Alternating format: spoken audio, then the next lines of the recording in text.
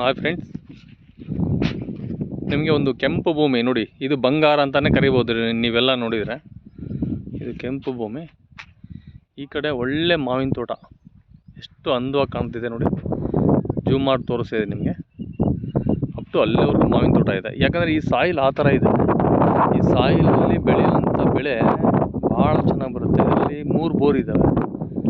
ಒಳ್ಳೆ ಪಕ್ಕದಲ್ಲಿ ತೋಟ ಮಾಡಿದ್ದಾರೆ, ಎಲ್ಲ ಟೀಕ್ ಹಾಕಿದ್ದಾರೆ, ಎಲ್ಲ ಡ್ರಿಪ್ ಆಗಿದೆ.